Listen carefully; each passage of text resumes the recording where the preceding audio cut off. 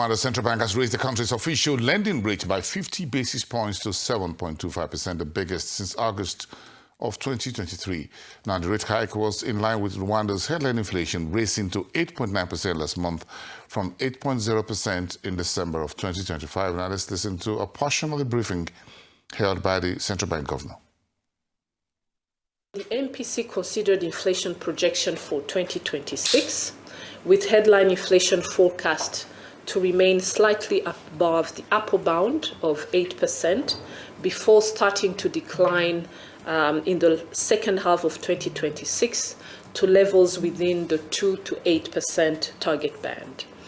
And when we compare the new projections to the previous MPC round in November, the upward revision for 2026 mainly reflects weaker than expected food supply in the last 2 months of 2025, higher than anticipated increases in fuel pump prices, as well as stronger inflation pressures from core components such as housing, restaurants, and hotels that I mentioned in the previous section.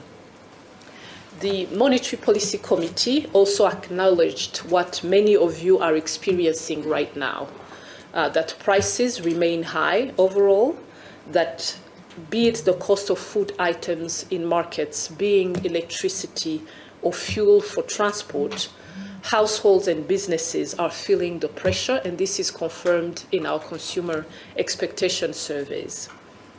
Food inflation, in our projection, is expected to remain relatively elevated during the first 3 quarters of 2026 due to subdued agricultural production.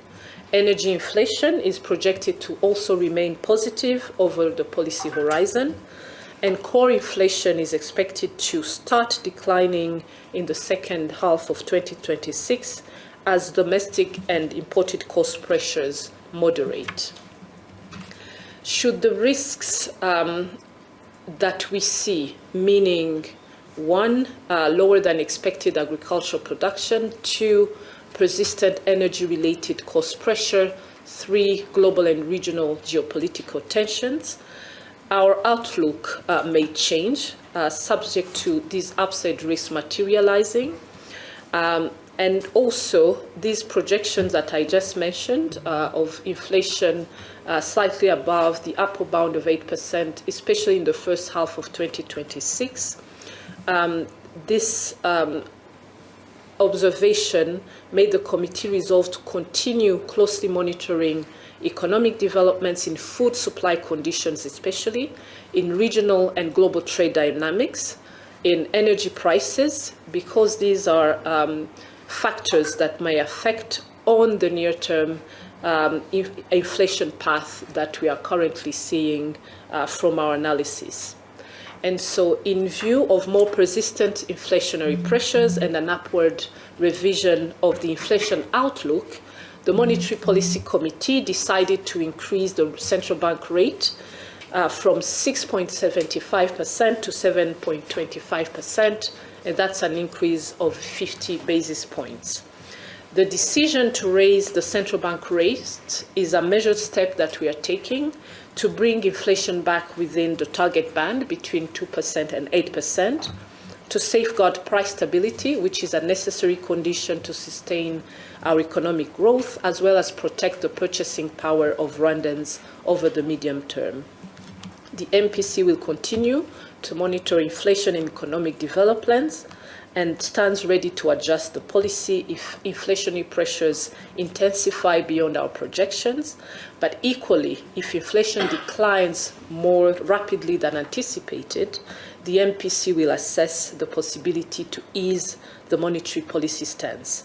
As Central Bank, we are committed to data-driven and forward-looking policy decisions to ensure that inflation converges towards the target range of 2 to 8% in the medium term. We will now move on to the outcome of the Financial Stability Committee.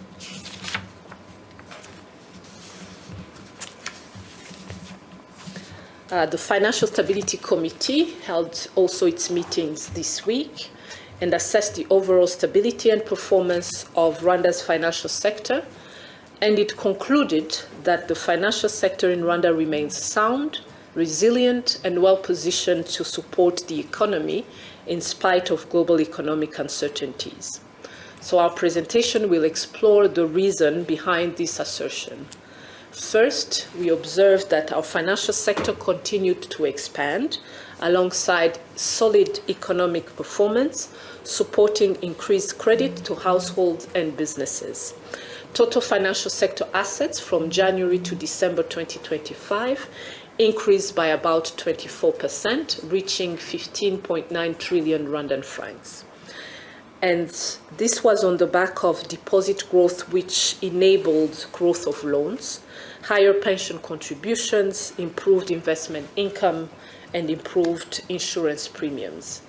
Importantly, the growth that we recorded in the financial sector was recorded in all subsectors. Banks' assets increased by 22.7%.